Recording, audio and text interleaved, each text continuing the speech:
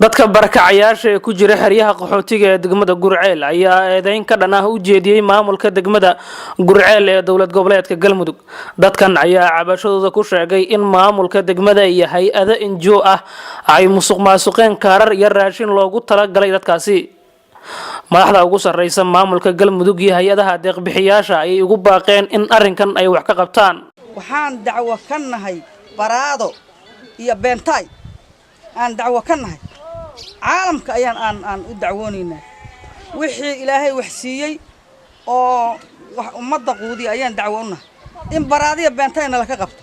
xaqanaga la ka siiyo WFB ayaan ku dacweynaynaa baraadan dacwo ka nahay WFB aan ku dacweynaa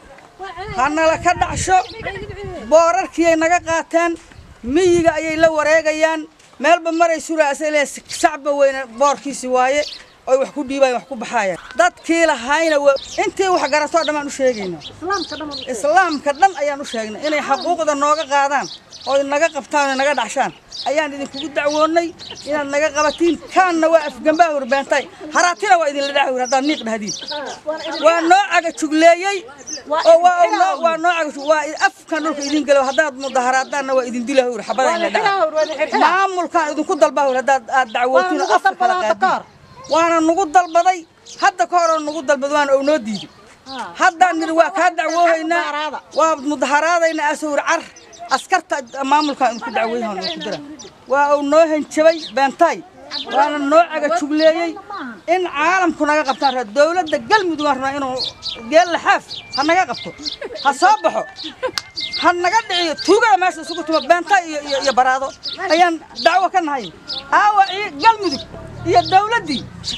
هي الشيخ محمد شاكر الشيخ محمد شاكر ما واحد شيخ ناقوت هاي إنا هرت هاستاد أنا لكو دلون أنا لكو ده هي الشيخ ناقوت هاي معمول ناقوت هاي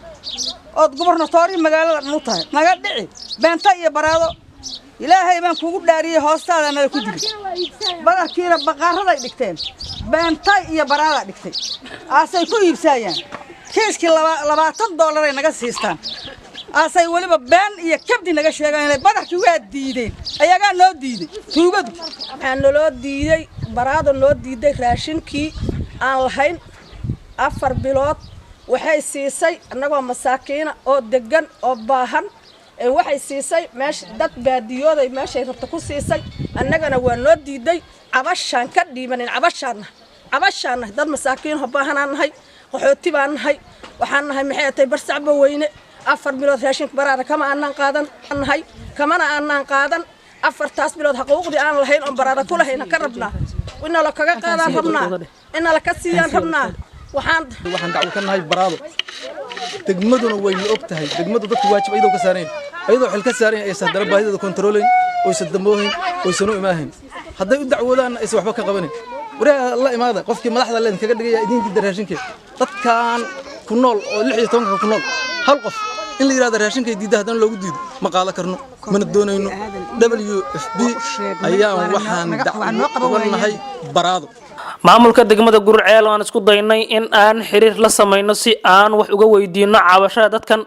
ayay noo suurto gali weysay in ay telefoonadana ka jawaabaan Xuseen Xalane Hawraarsan Media Muqdisho.